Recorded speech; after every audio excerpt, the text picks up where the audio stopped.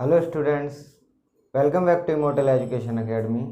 पिछले लेक्चर में हमने देखा था लॉगरिथम क्या होता है, उसका बेसिक एंड लॉगरिथम के नियम, लघुगणक के नियम, जो मैंने आपको प्रैक्टिस के साथ बता दिए थे।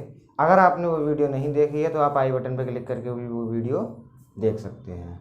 नेक्स्ट आज का जो हमारा टॉपिक है वो है लॉगरिथम ही, लेकिन उसका जो सब टॉपिक है वो है आपका कैरेक्टरिस्टिक एंड मैंटिसा। आज मैं आपको बताऊंगा कि characteristic and mantissa of a logarithm क्या होता है।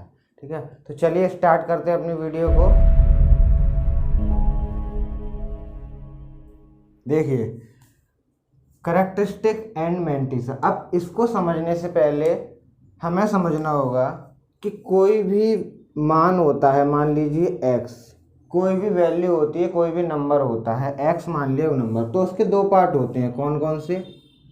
एक तो उसका इंटीजर पार्ट, पूर्णांक, एंड फ्रैक्शनल पार्ट। ये बात सभी को पता है कि कोई भी अगर नंबर ले लिया, मान लीजिए मैंने x, तो उसके दो भाग होते हैं, एक integer part and fractional part. अब ये होते क्या हैं? इंटीजर पार्ट का मतलब एग्जांपल अगर ले लो तो 1 2 3 एटसेट्रा।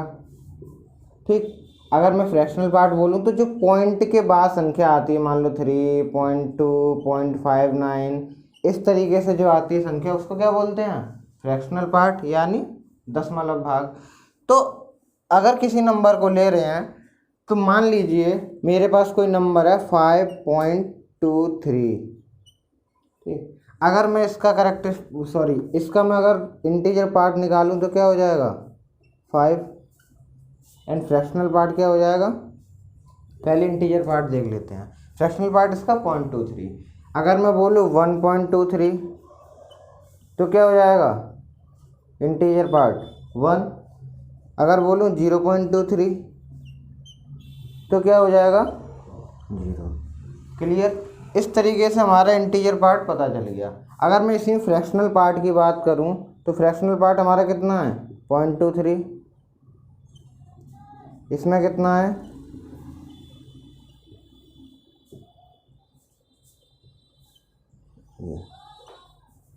अब आप देखिए कि जो फ्रैक्शनल पार्ट होता है वो क्या होता है? 1 से छोटा होता है एंड 0 से बड़ा होता है।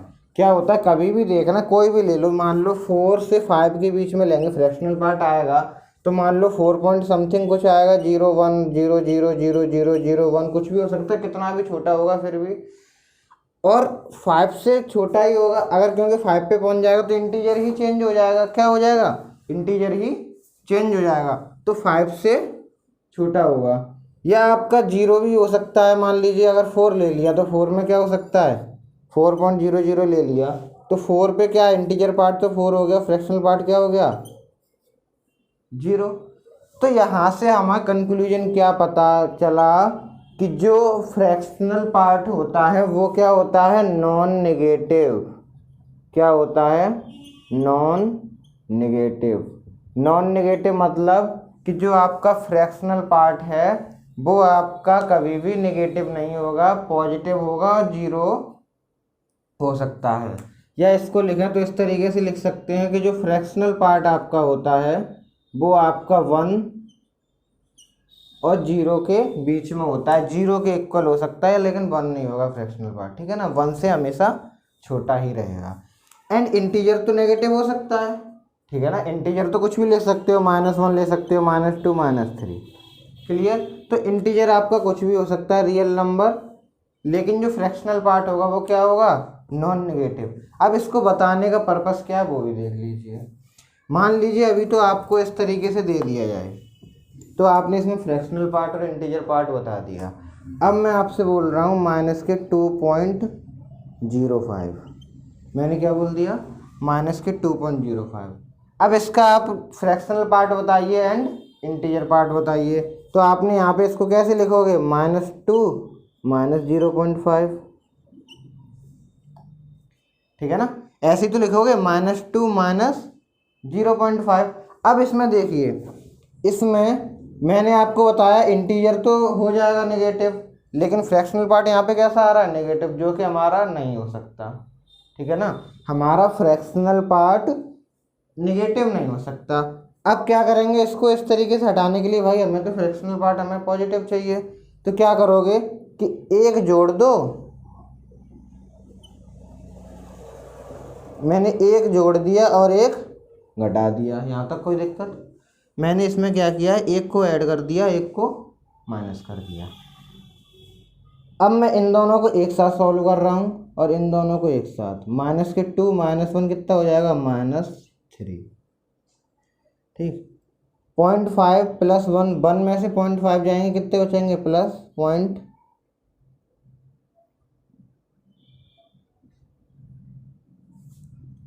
कितना बचेगा 1.0, तो फिर यहाँ पे आ जाएगा आपका 0.5, ये तो आ जाएगा -3 + 0.5, ये तो आपका बचा। अब हम यहाँ पे बता सकते हैं कि ये हो गया आपका इंटीजर पार्ट और ये हो गया आपका फ्रैक्शनल पार्ट, ठीक है ना।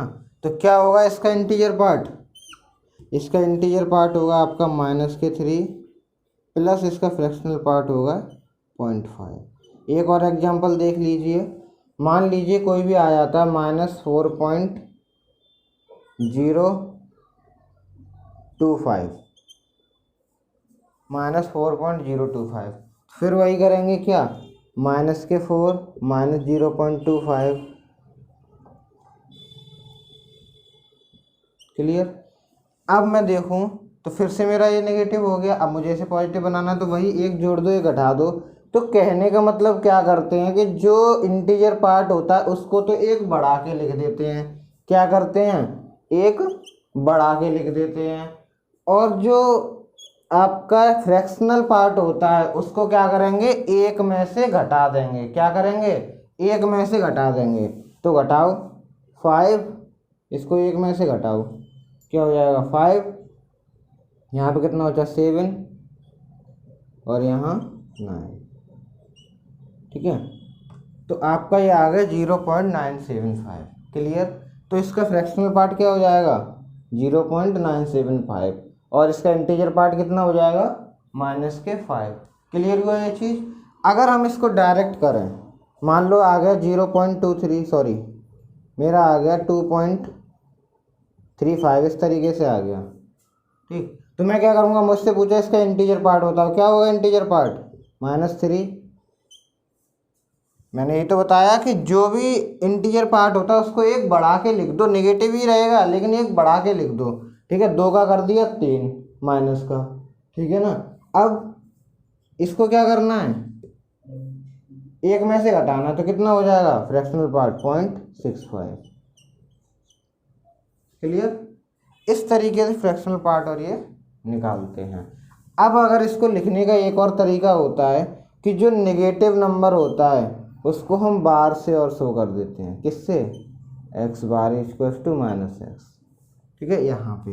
अब देखिए अगर मैं इसको लिखना चाहूँ तो मैं इसको लिख सकता हूँ 3 बार 0.65।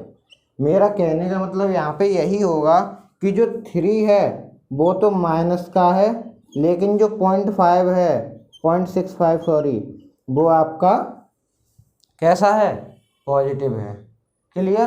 तो इस तरीके से भी लिख सकते हैं। मान लीजिए कोई भी आ गया आपका -6.25, अब इसका इंटीजर पार्ट और फ्रैक्शनल पार्ट निकालना है, तो मैं क्या करूँगा, इसको मैं ऐसे लिख सकता हूँ, अभी तो दोनों ही नेगेटिव हैं, ये भी नेगेटिव है ये भी नेगेटिव है, लेकिन मैं इस आगे ये ध्यान रखना, अगर बार ऊपर लगाए तो केवल वही संख्या होगी, लेकिन अगर आगे लगा हुआ है नेगेटिव तो पूरी संख्या नेगेटिव है। इसका मतलब ये मत समझ लेना कि -2 नेगेटिव है 0.35 पॉजिटिव है, नहीं ऐसा नहीं होगा, ठीक है।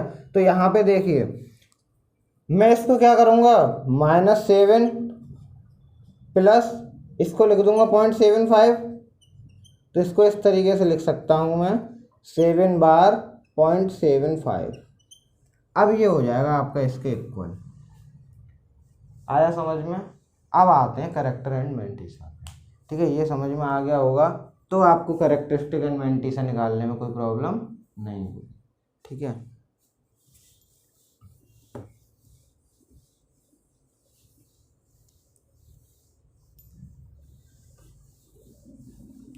अब देखिए करेक्टरिस्टिक एंड मैंटिसा क्या होता है। मान लीजिए कोई फंक्शन है y equals to log x, y equals to log x base कुछ भी हो, तो यहाँ जो करेक्टरिस्टिक होता है तो वो क्या होता है, जो बाई है मतलब कहने का लॉग एक्स का जो मान है, लॉग एक्स की जो वैल्यू है उसमें इंटीजर पार्ट तो होता है आपका करेक्टरिस्टिक,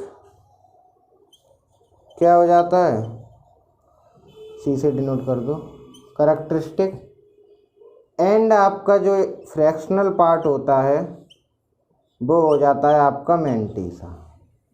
क्या हो जाता है, मैंटीसा। फॉर एग्जाम्पल मान लीजिए आपका मान दिया है log 2, log 2 का मान कितना होता है 0.3010, यही तो होता है log 2 का मान। अब यहाँ पे मैं पूछूं करेक्टरिस्टिक कितना है, मैंटीसा कितना है, तो करेक्टरिस्टिक हमारा क्या आ गया 0 एंड मैंटीसा कितना आ गया 0.3010। क्लियर हुआ। तो जो लॉग का मान होता है वो आपका हो जाता है करेक्टरिस्टिक, उसका integer part, and fractional part आपका मैंटीसा। क्लियर। अब देखिए, अब तो ये तो हो गया इस तरीके से निकालना। मान लीजिए मैं कोई एग्जांपल ले रहा हूँ,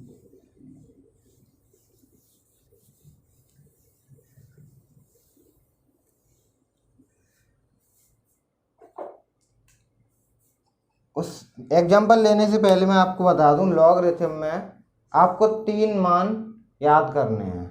क्या करने हैं, 3 मान। एक तो log 2 कितना होता है 0.3010, log 3 0.4771 एंड log 5 0.6989।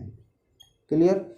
ये आपको तीनों मान याद कर लेने, इनकी बहुत ज़रूरत पड़ती है, कहीं कहीं पेपर में दे देता है, कहीं कहीं अगर नहीं देगा तो आप फंस जाओगे। ठीक है, तो ये मान याद करना। अब आप बोलोगे सर log 2 log 3 log 5 का ही किया, log 4 का क्यों नहीं किया। ठीक है ना। तो देखिए ये हमारे क्या हैं, तीनों ही अभाज्य गुणनखंड हैं, किसी भी संख्या के अभाज्य गुणनखंड हैं 2 3 5। ठीक है ना। अगर मैं 4 का लूँ तो 4 को तो मैं 2 में कन्वर्ट कर सकता हूँ ना, 4 को मैं 2 में कन्वर्ट कर सकता हूँ। तो हमारा क्या कहते हैं, ये अभाज्य गुणनखंड, हम किसी भी चीज़ को अगर तोड़ेंगे, किसी भी नंबर को तोड़ेंगे तो वो इनमें आ जाएगी, इनसे ज़्यादा नहीं तोड़ पाएंगे, तो इसलिए फिर इनके मान हम लगा देंगे। क्लियर हुआ। तो ये तीनों मान आपको याद कर लेने हैं। अब देखिए एक एग्जांपल करा देता हूँ मैं करेक्टरिस्टिक एंड मैंटीसा पे, कि मान लीजिए आपका दिया हुआ है log 625, log 625 बेस में आपका 10। ठीक है ना। अगर मैं यहाँ पे कोई बेस नहीं लिख रहा हूँ तो आप समझ जाइए कि बेस 10 होता है। अब यहीं नहीं, कहीं भी अगर log लिखा हुआ है और उसके नीचे बेस नहीं लगा हुआ है, ठीक है, तो आप समझ जाना कि log का बेस 10 है। अगर मैं इसको, अब इसमें पूछा है कि इसका करेक्टरिस्टिक बताइए एंड मैंटीसा बताइए, तो आप इसको सॉल्व करोगे। सबसे पहले क्या करोगे, log 10, इसको 5 की पावर कितना लिखोगे 4, सॉरी हाँ ठीक है 5 की पावर 4। अब इसको क्या कर सकते हो, 4 log 5, यही तो हो जाएगा, log m की पावर n log m।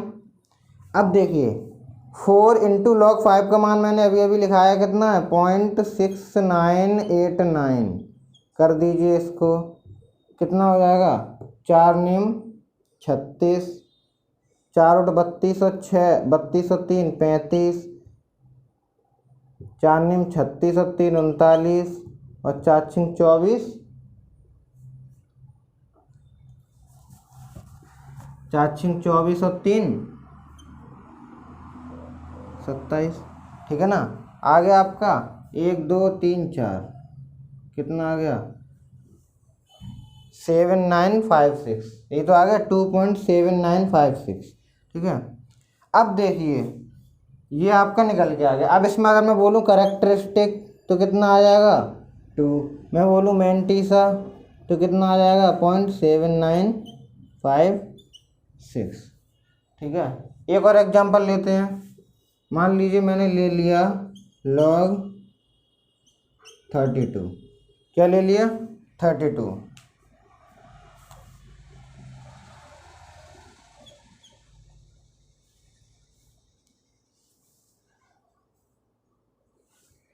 अब 32 को मैं क्या लिख सकता हूँ? log 2 की पावर 5। क्या लिख सकता हूँ? log 2 की पावर 5। अब देखिए 2 की पावर 5 को क्या होगा? 5 log 2। और log 2 को अगर मैं लिख दूँ 0.3010, कर दो इसको सॉल्व। अब यहाँ पे कैरेक्टरिस्टिक कितना आया? 1। एंड मेंटी से कितना आ गया? 0.5050। ठीक है ना? क्या आ गया आपका? 0.5050। एक और एग्जांपल लेते हैं। ये दोनों एग्जांपल समझ में आए? कैरेक्टरिस्टिक सिर्फ सॉल्व करके मैंने आपको बताया जो आपका इंटीजर पार्ट होता है वो आपका कैरेक्टरिस्टिक, जो आपका क्या कहते हैं फ्रैक्शनल पार्ट होता है वो आपका क्या हो जाता है? मेंटीसा। एक और एग्जांपल लेते हैं। मान लीजिए ले लिया मैंने log 3125।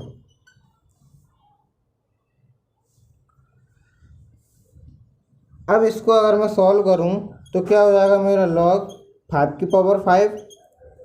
ये तो हो जाएगा 5 की पावर 5।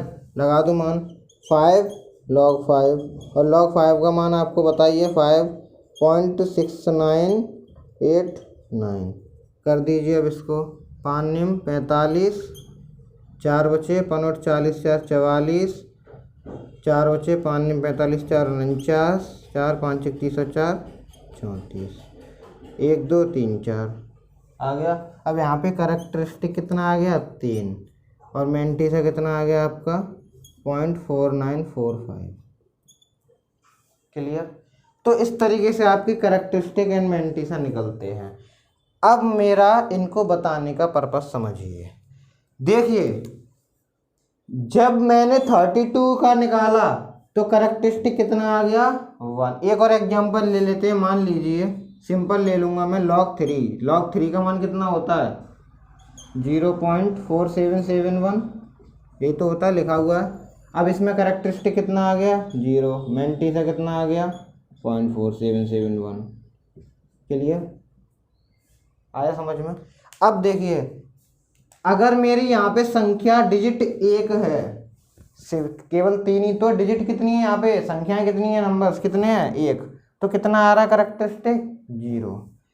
अगर मेरी संख्या log 32, यहाँ पे कितने डिजिट हो गए? 1 2 2 डिजिट हो गए, तब कैरेक्टरिस्टिक कितना निकल के आ रहा है? 1। यहाँ पे मेरे डिजिट कितने हैं? 1 2 3, तब कैरेक्टरिस्टिक कितना निकल के आ रहा है? 2। यहाँ पे मेरे डिजिट कितने हैं? 1 2 3 4, तब कितना निकल के आ रहा है कैरेक्टरिस्टिक? 3। तो यहाँ से मुझे ये कंक्लूजन मिला कि जो कैरेक्टरिस्टिक होता है वो log की जो डोमेन होती है, या फिर मैं बोलूँ y बराबर log x में जो x में जितने नंबर ऑफ डिजिट होते हैं, जो log की डोमेन में जितने नंबर ऑफ डिजिट होते हैं वही मेरा क्या होता है? कैरेक्टरिस्टिक होता है।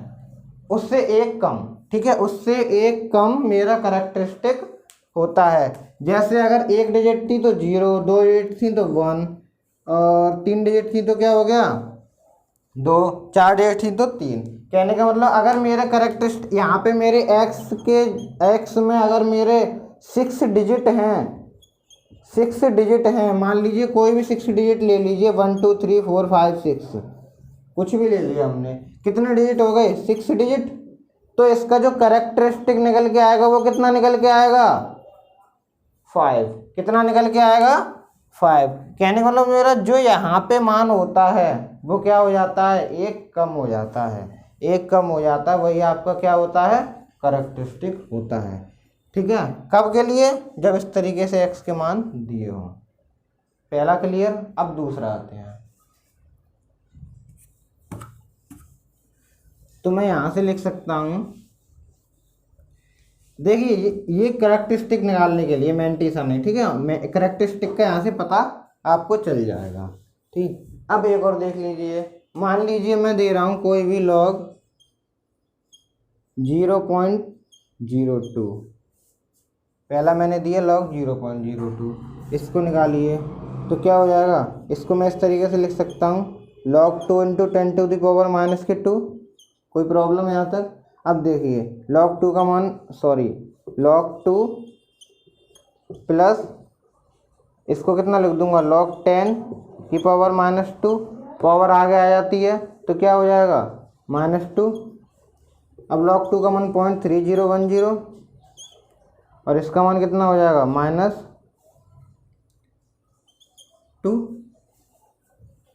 कितना हो गया 0.3010 -2।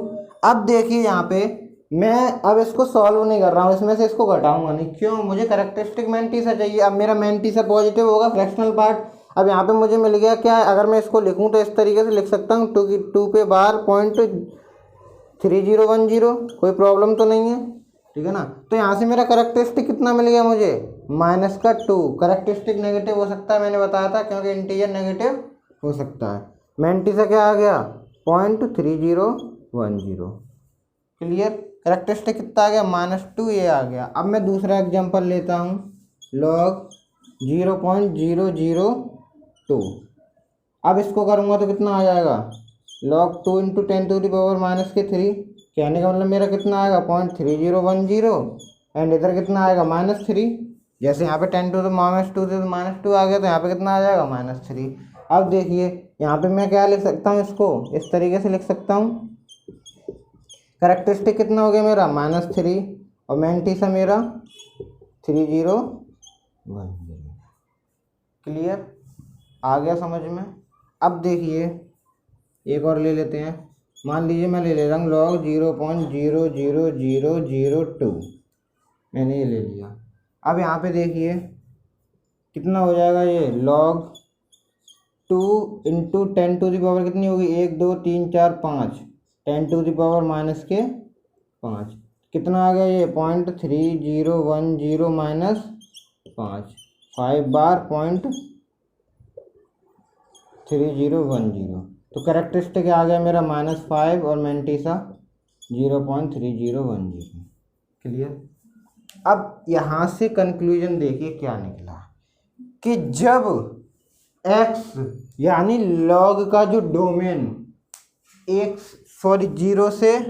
से छोटा हो, ठीक है ना, 0 से छोटा तो नहीं हो सकता, अगर 1 से छोटा हो, कहने का मतलब पॉइंट्स में हो, किस में हो, पॉइंट्स में हो, 1 से छोटा हो, तब क्या होगा कि जो कैरेक्टरिस्टिक होगा वो पॉइंट और पॉइंट के बाद जो पहला इंटीजर होगा उसके बीच में जितने जीरो होंगे, उनसे एक ज़्यादा होगा, लेकिन कैसा होगा, नेगेटिव होगा। समझिए ध्यान से कि इस पॉइंट के और इसके बीच में कितने जीरो हैं, 1, तो 1 से एक ज़्यादा होगा तो कितना हो गया -2, एंड काय का मैंने बताया था नेगेटिव होगा, तो कितने हो गए नेगेटिव। अब देखिए ऐसा क्यों होता है, क्योंकि नेगेटिव पार्ट आ रहा है। अब जैसे हम उसमें कम करते थे, ठीक है ना, फर्स्ट में क्या करते थे, डिजिट से कैरेक्टरिस्टिक कम हो जाता, तो यहाँ पे क्या हो जाता है, एक बढ़ जाता है लेकिन नेगेटिव। तो कहने का मतलब एक कम ही हुआ है, कहने का मतलब क्या हुआ है, एक कम ही हुआ है, क्योंकि नेगेटिव में जा रहा है ना, लेकिन हम अपनी सहूलियत के लिए उसे बोल देते हैं कि जितने जीरो होंगे बीच में, किसके, पहले पॉइंट और पहले इंटीजर के बीच में जितने जीरो होंगे उससे एक ज़्यादा। यहाँ पे एक जीरो है तो कितना आ गया 2, लेकिन माइनस का। यहाँ पे 2 जीरो हैं तो कितना आ गया 3, 2 जीरो होते तो कितना कर दिया 3, एक बढ़ा दिया लेकिन माइनस का। यहाँ पे कितने जीरो हैं 4, तो कितना आया है 5, एक बढ़ा देते हैं लेकिन किसका, माइनस का। ठीक है, समझ में आ गया ये चीज़। तो इस तरीके से कैरेक्टरिस्टिक अगर 1 से छोटा हो, पॉइंट्स में हो कोई भी, तो कैरेक्टरिस्टिक इस तरीके से, अगर एक भी जीरो नहीं होगा तो कैरेक्टरिस्टिक कितना आएगा -1, कितना आएगा -1। अब देखिए ये तो समझ में आ गया। अब मैंटीसा पे चलते हैं। यहाँ पे 0.02 है, यहाँ पे 0.002 है, यहाँ पे 0.00002 है। ठीक है, अब यहाँ पे क्या हो रहा है, सिर्फ पॉइंट बदल रहा है। अगर ओनली पॉइंट बदले, पीछे की संख्या ना बदले, पीछे की संख्या ना बदले तो मैंटीसा क्या रहता है, सभी का सेम रहता है। फॉर एग्जाम्पल अगर कहीं लिखा हो log 1 2 3, इसी को लिख दूंगा मैं log 0.123, इसी को लिख दूँ मैं log 0.000123। तो कहने का मतलब क्या, मेरा डेसिमल पॉइंट बदल रहा है तो इसका करेक्टरिस्टिक तो चेंज होगा। क्या, इसका करेक्टरिस्टिक तो चेंज होगा, लेकिन जो मैंटीसा होगा वो चेंज नहीं होगा। मैंटीसा कैसा रहेगा, सभी का सेम रहेगा। कैसा रहेगा, सेम रहेगा। 1 2 3 का भी 0.123 0.00123 का ही, क्योंकि हमें पता है ये सिर्फ पॉइंट्स किसको अफेक्ट करते हैं, ओनली करेक्टरिस्टिक को अफेक्ट कर रहे हैं। मैंटीसा को किसी ने अफेक्ट किया नहीं किया। क्यों नहीं किया, क्योंकि वो तो फ्रैक्शनल पार्ट है, इंटीजर में ही तो चेंज कर लोगे तुम, डिजिट को इधर उधर करके, सॉरी डेसिमल को इधर उधर करके। तो यहाँ से हमारा क्या कंक्लूजन निकला, दो निकले कंक्लूजन जो हम लिख लेते हैं अभी करेक्टरिस्टिक एंड मैंटीसा निकालने के लिए। जो पहला निकला, मान लो y बराबर अगर log x है, ये तो मैं लिखा दिया अभी कि y में इंटीजर पार्ट क्या होता है। अब मैं अगर बोलूँ कि अगर x ग्रेटर देन 1 हो, कैसा हो, x ग्रेटर देन 1 हो, तब करेक्टरिस्टिक क्या होगा, x, तब करेक्टरिस्टिक x में जितनी डिजिट होंगी, जितनी डिजिट होंगी उससे एक कम होगा। क्या होगा, एक कम होगा। बताया अभी एग्जाम्पल देके कि x में जितनी डिजिट होंगी उससे क्या होगा, एक कम होगा। सेकंड देख लीजिए, अगर 1 से छोटा और 0 से बड़ा, कहने का मतलब 0 और 1 के बीच में हुआ x, तब जो करेक्टरिस्टिक होगा वो क्या होगा, x में दशमलव भाग, दशमलव बिंदु तथा पहले, सॉरी, तथा दशमलव बिंदु के बाद, दशमलव बिंदु के बाद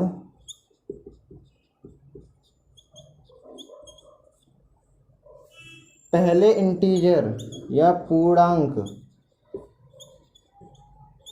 के बीच में जितने शून्य होंगे, मैं अपनी भाषा में लिखा रहा हूँ, बीच में जितने शून्य होंगे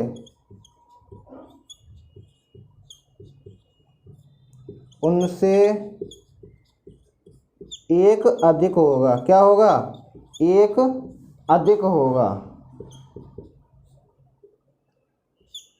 लेकिन ऋणात्मक होगा। कैसा होगा, ऋणात्मक होगा। क्लियर, कि जो करेक्टरिस्टिक है, अगर x 1 और 0 के बीच में आ रहा है तो x में जो दशमलव बिंदु तथा दशमलव बिंदु के बाद जो पहला पूर्णांक होता है, जैसे मैंने अभी आपको बताया था 0.0002, अब यहाँ पे क्या, दशमलव बिंदु और दशमलव बिंदु के बाद जो पहला पूर्णांक है उसके बीच में जितने भी 0 आ रहे हैं उनसे क्या होगा, एक अधिक होगा, लेकिन कैसा होगा, ऋणात्मक होगा। समझ में आ गया। तो अगर मैं इस तरीके से लिख देता हूँ तो क्या है, 3 0 है तो क्या होगा, 4 होगा करेक्टरिस्टिक, लेकिन कैसा होगा, नेगेटिव होगा। आई होप क्लियर हो गया होगा आपको करेक्टरिस्टिक एंड मैंटीसा। तो अब इस पे देख लीजिए, आप इसको नोट कर लीजिए, नोट करना चाहें तो। ठीक, एक दो क्वेश्चन देख लेते हैं इस पे, जिससे आपको क्लियर हो जाएगा ये पूरा लॉगरिथम चैप्टर, एंड आपका ये यहीं पे समाप्त होगा। ठीक,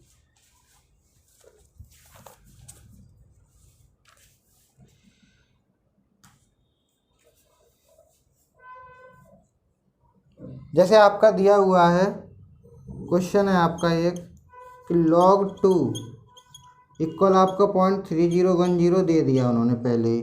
अब वो बोल रहे हैं कि 2 की पावर 64 में कितने अंक होंगे। क्या बोल रहे हैं कि 2 की पावर 64 में कितने अंक होंगे।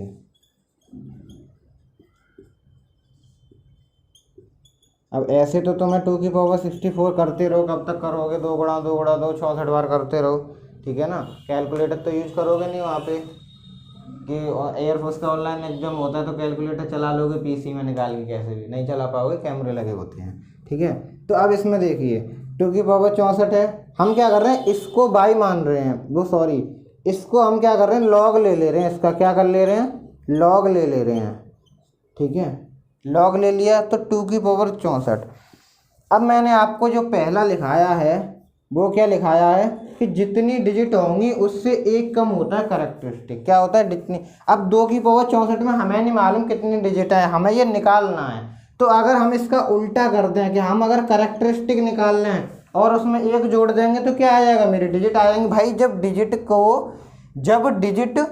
से एक कम करेक्टरिस्टिक होता है तो करेक्टरिस्टिक से एक ज़्यादा डिजिट हो जाएगी, तो निकालिए इसकी डिजिट, ठीक है। तो क्या कर रहा हूँ मैं, इसको कितना लिख सकता हूँ, 64 log 2, और log 2 की क्या होती है, 64 गुणा 0.3010।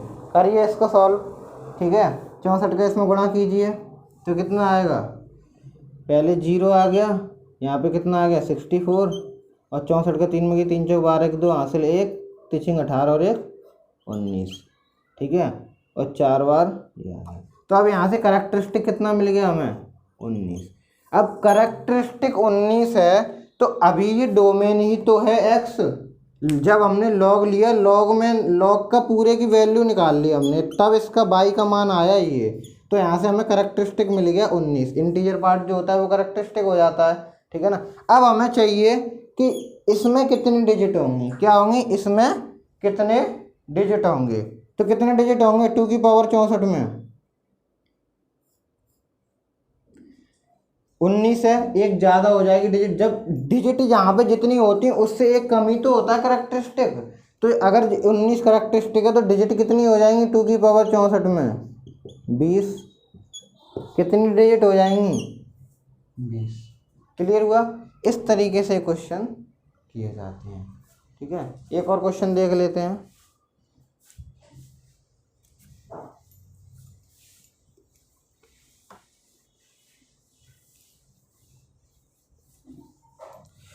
क्वेश्चन है आपका,